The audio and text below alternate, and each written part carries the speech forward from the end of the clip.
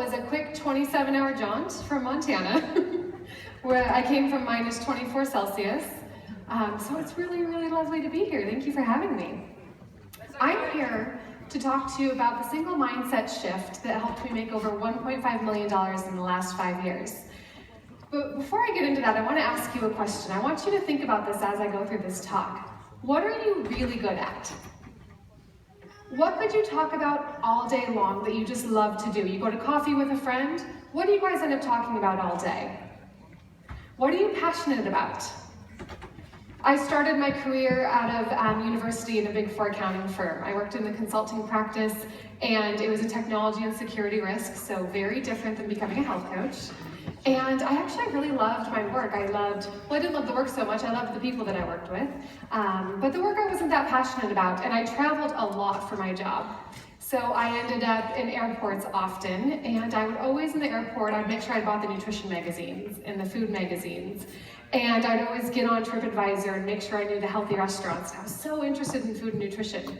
So for me, that thing was food and nutrition, but I never in a million years thought that I could make a career out of it. Your passion is not random. Your passion is actually your calling. But to understand how we can turn that into our calling, we have to understand, how did we end up in the 8 to 5 grind anyways, or 9 to 5? Is anybody here in a current corporate job, 8 to 5, 9 to 5, like I used to be? Yeah, and it's great if that's what you like to do, but why are we there, and why do we work these 8-hour work days? That actually came from the Industrial Revolution, when factories needed workers there 24/7 in order for the factory to work. And workers were working, 10, 15, 18-hour days, so they actually lobbied to only work 8 or 10-hour days. But nothing really changed. We essentially put cubicles up in the Industrial Revolution's model and started sending people to cubicles instead of to the factory. And we don't need people there working 24/7 to keep the factory going anymore, do we? So that's how we got there. So what's the alternative? The alternative is to take your passion and to turn it into your career, or as I like to say, your purpose into profit. So we are in an unprecedented time of connectivity. We are at the dawn of the information age. It's also called the digital age. And just to put that in perspective, there are orphans in Africa right now who have more connectivity to the world than former President of the United States, Richard Nixon, had to the Pentagon. And I know I'm in New Zealand, so if you're not sure what that is, the Pentagon is the headquarters of the United States Department of Defense. So there are orphans in Africa right now who have more connectivity than the leader of the free world had to his military. We are in this unprecedented time of connectivity. Did you know that every 2 days, we now make, as a worldwide civilization, more information than the world made from the dawn of civilization up until the year 2003. And this is from 2010, so it's probably even more. So since I left Sydney to come to your beautiful land just 2 days ago, we have made more information in the form of photos and files and documents since the dawn of civilization up until the year 2003. Can we all agree that that's a lot of information? Fast Company in the US just said that every man, woman, and child in the US right now has access to 16 hard drives worth of data at any given point in their day. And I'm sure it's the same here in New Zealand. We can learn how to do anything on the internet. Is everyone here familiar with my best friend Google in order to learn how to do things? Okay, good. Just making sure. We can learn how to do anything we want on the internet these days. You can actually become a better athlete by looking on the internet and taking tutorials. You can learn how to sew. You can learn how to do anything you want, all the way up from tutorials to university educations we can get online these days. Like I mentioned, where I left in Bozeman was minus 24 Celsius, so I live at the foot of the Bridger Mountains, and it's beautiful. There's snow up to my waist right now, and it's very, very cold. I love it. We have 4 distinct seasons, and at my house, I have the underground sprinklers because we have a very hot summer. So the underground sprinklers come up and automatically water the lawn. But in the fall, we have to have the pipes blown out, or else they'll freeze and crack and we'll have a big mess. And then in the springtime, it's time to turn them back on. And normally a company has to come and do that. So I don't have the equipment to blow out the sprinklers, but this year I thought, I wonder if I could turn the sprinklers on myself. I don't know if you guys can tell by looking at me, but my plumbing skills are operating at about 0%.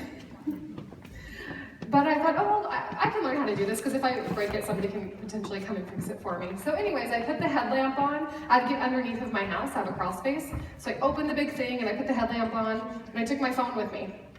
And I went in the crawl space and I went to the edge of the house and there were just a bunch of pipes and levers and things that I didn't know what I was looking at. But I Googled it and I got a YouTube video and I just watched the video and then I'd hit pause and then I'd turn the lever. And then I would watch the video again and then I'd, do something else. And lo and behold, 20 minutes later, I went outside and turned the sprinklers on and they came on. I learned how to do that myself. So if I can learn how to do plumbing on the internet, you can really learn how to do anything. I promise you that. So what's holding us back? If we know that our passion is our calling, and we can learn how to do anything we want to on the internet these days, what's holding us back? Some people would say that it's resources or education. I just hopefully demonstrated to you that it's not education. We could definitely find the education. Some people might think it's resources. And I think, when I was a child and I was in elementary school, I don't know what they call elementary school here, but when I was in my younger grades, if I wanted a library book, and it wasn't in my library, even my librarians could go onto their green DOS screen and request the book from another library somewhere and they would bring it in. So even as a child, and I'm 34 now, I had access to amazing resources.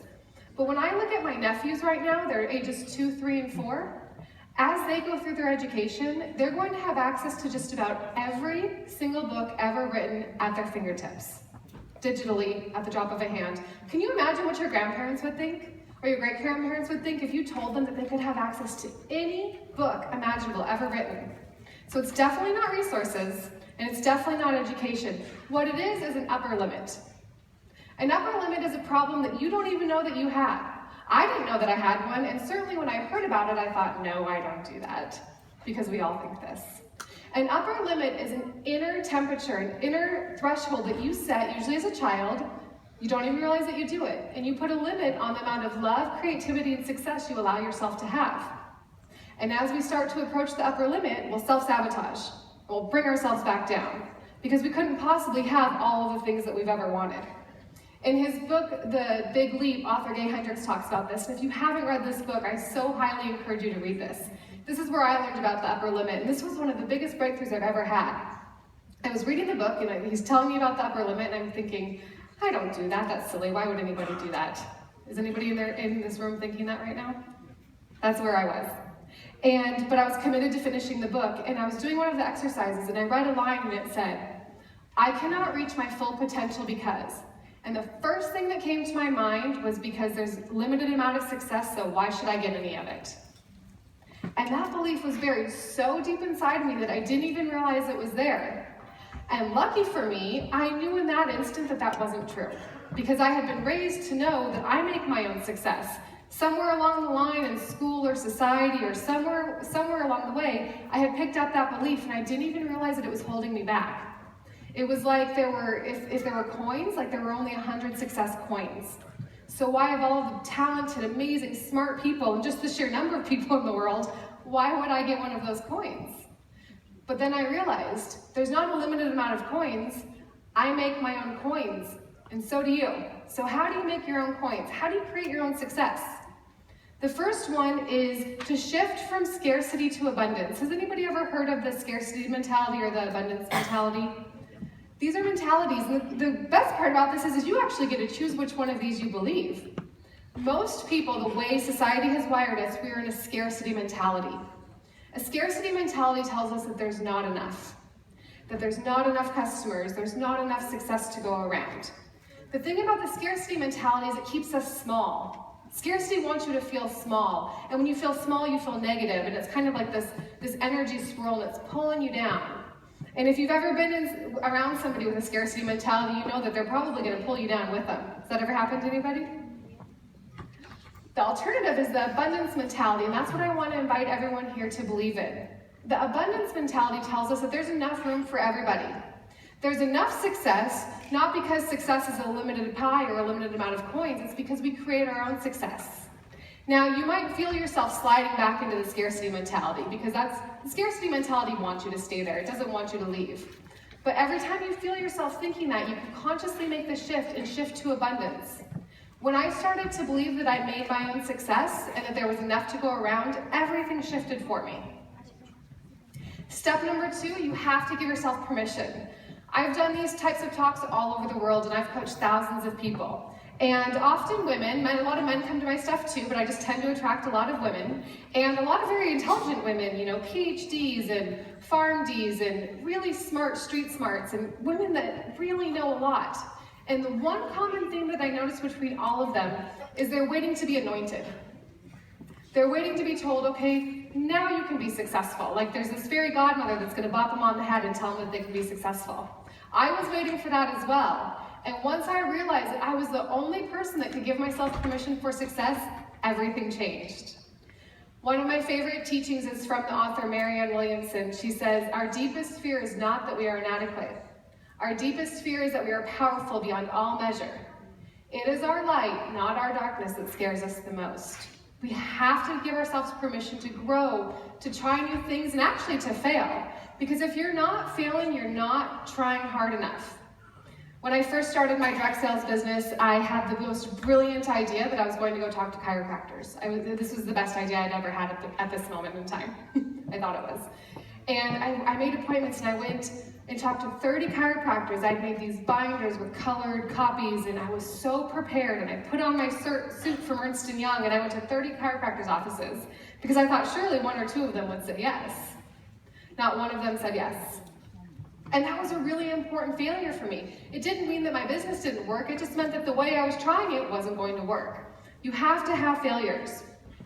Another one of my favorite quotes, that a ship in harbor is safe, but that's not what ships are built for. And that's absolutely not what you are built for either. The next one, start before you're ready. Ready is a myth. We're never really ready for anything, right? We don't know what's coming, so we're never actually ready. Ready is a disguise, or not feeling ready, is a disguise for the fear of vulnerability. Because when we're vulnerable, we feel scared. And stepping outside of our comfort zone and starting before we actually feel ready is really, really scary. But if we live in our comfort zone, we're never going to get out there and try things. Are you guys familiar with the game show Jeopardy? Yeah. And Alex Trebek, yeah? In New Zealand, Jeopardy? Alex Trebek, I know that he phrases it in the form of a question or an answer, and then the people have to say the question. But I just heard the author Seth Godin talk about this, and it's really, really fascinating. He thought, what makes people who win Jeopardy different from people who don't win Jeopardy? All of the contestants. Because to get on the game show Jeopardy, they all have to pass the same tests. They're all equally intelligent. So what sets the people apart who win from the people apart who don't win Jeopardy? And what he realized is as they're waiting for the buzzer, for Alex Trebek to say his thing, and the people who win Jeopardy actually hit the buzzer before they know the answer to the question. Because they know that if they'll figure it out on the way as they're pushing it, by the time, the 2 seconds that they have to figure it, and if they don't, it's a small failure and that's okay. But at least they were playing the game. Because if they don't hit the buzzer, they're not even eligible to answer. So tonight, I want to invite all of you to give yourselves permission to hit the buzzer first. You know, we look at these people out there who have success, the anointed ones, the chosen ones. And it's not that these people were specifically chosen to be successful. It's that they went out there and they chose to believe in abundance. They chose to give themselves permission, and they decided that they were going to start before they're ready. Remember this tonight, the chosen ones choose themselves. Thank you guys so much for having me. I hope I see you here tomorrow. One other thing I want to mention, thank you. I mean, you know, I have a free program going on. This is my 28-day success challenge. This is a totally free program. Anyone here is welcome to join. Please join, comment, so I can comment back, because I know every single person in here can be just as successful. Thank you.